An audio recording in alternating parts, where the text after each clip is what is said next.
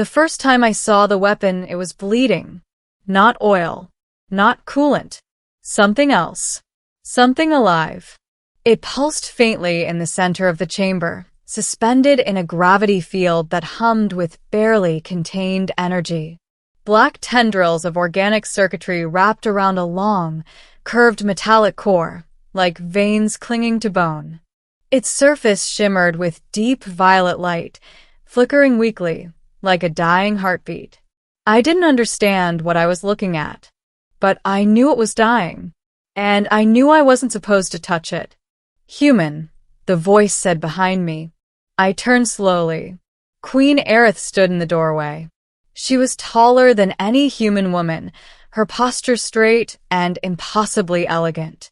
Her skin gleamed like polished obsidian, and faint lines of silver light moved beneath its surface, flowing in slow, graceful patterns. Her eyes glowed faintly, soft silver, but filled with something far older than anything I could comprehend. She wasn't wearing armor. She didn't need it. Everything about her radiated power. "You will repair it," she said. It wasn't a request. It was an expectation. My name is Lucas Farron, and I was the only human engineer aboard the alien warship Eternal Judgment. I hadn't come willingly. No human ever did. 3 months earlier, my ship, a small repair vessel assigned to the outer colonies, had been intercepted by her fleet. They didn't attack. They didn't negotiate. They simply disabled our engines and took me. Not the captain. Not the soldiers. Me. At the time, I didn't understand why. Now I did.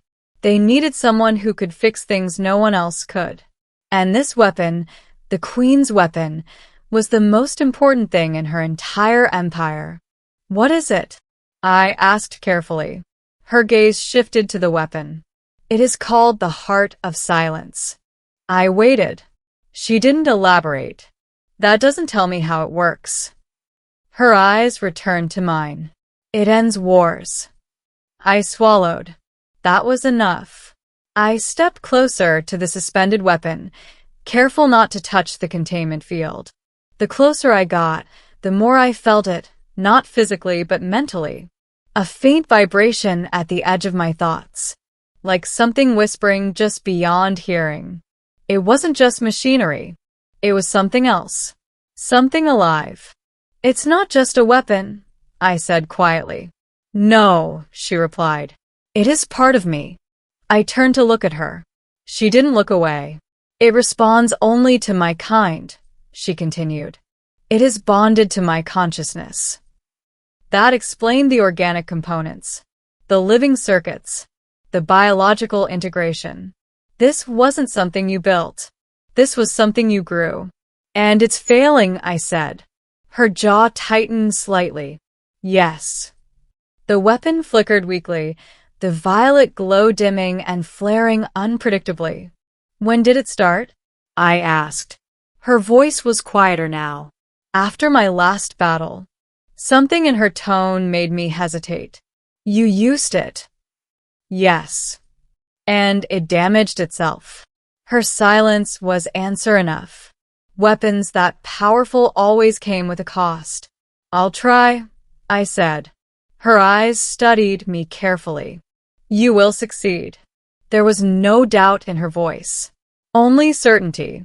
And expectation.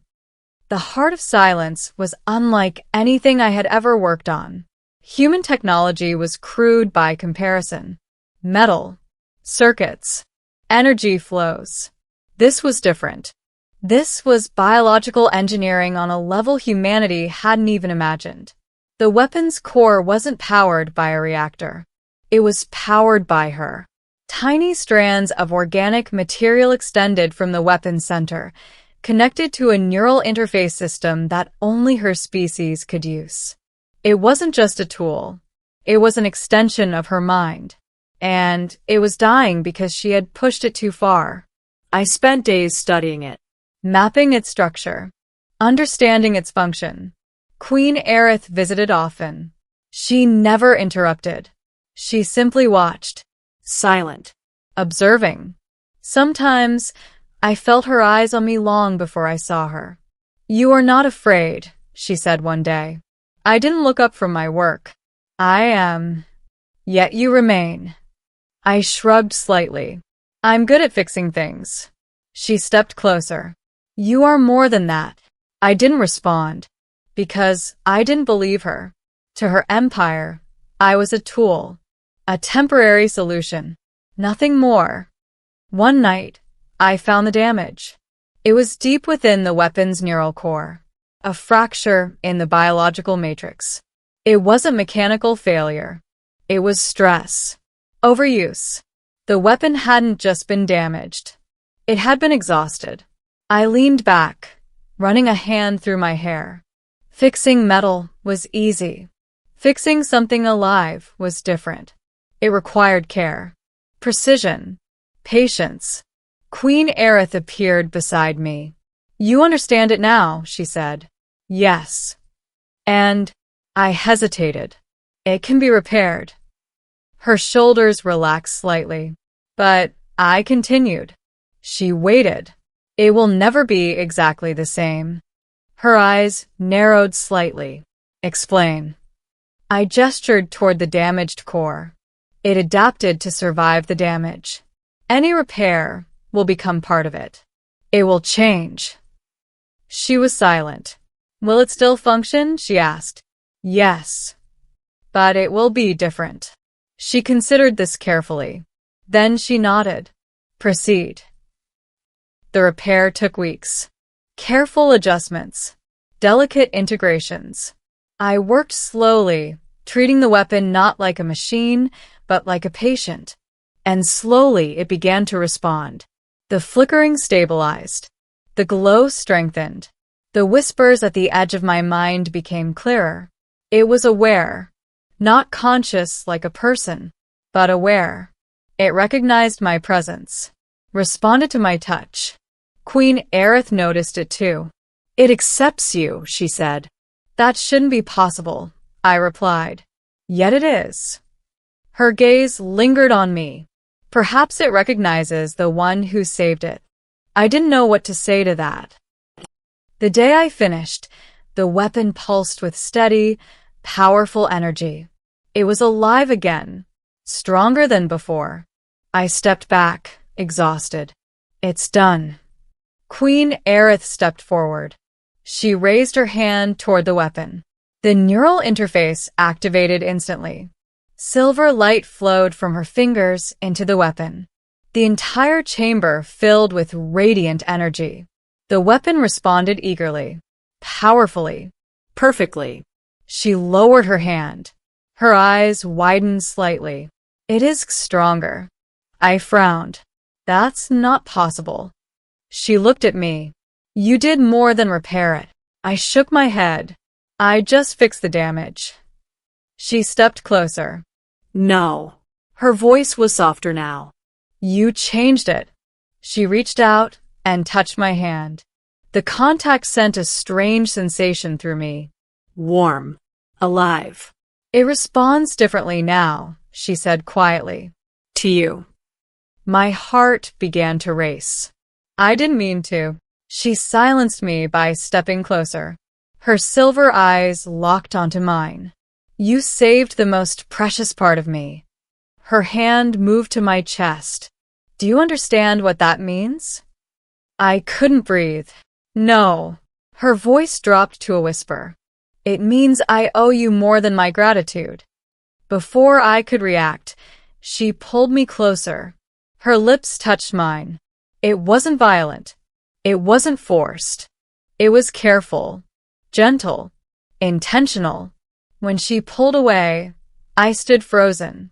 "I choose you," she said softly. My mind struggled to understand. Choose me for what? Her answer changed everything.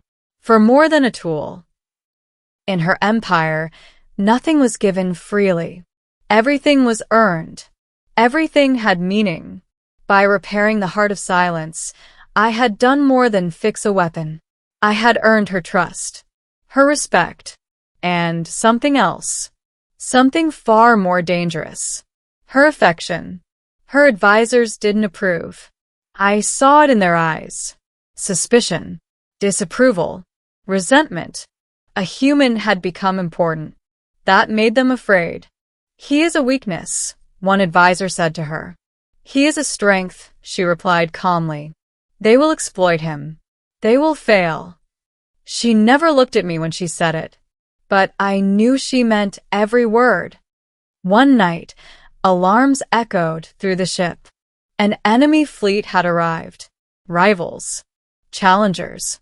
They had come to destroy her, to take her throne. She stood before the heart of silence, ready to use it again. I stepped forward. You'll damage it. She looked at me. I must defend my empire. You'll destroy yourself. Her expression softened slightly. This is my duty. I stepped closer. And what about your choice? She hesitated. For the first time, she wasn't certain. She looked at the weapon. Then at me. Slowly, she lowered her hand. She turned to her commanders. Prepare the fleet. They stared at her in shock. You will not use the heart? One asked. No. Why? Her eyes met mine. Because I am no longer alone. The battle was long, violent, but she won. Not with overwhelming power, but with strategy, leadership, trust. She didn't need the weapon anymore. She had become something greater. After the battle, she stood beside me. The weapon gave me power, she said. Her hand found mine. You gave me something else. I smiled slightly. What's that? She answered softly. A future. The heart of silence pulsed quietly behind us. Alive. Changed. Just like her. Just like me. And in choosing not to use it, she had proven something far greater than power. She had proven she was more than a queen. She was someone capable of choosing her own destiny. And somehow, she had chosen me. And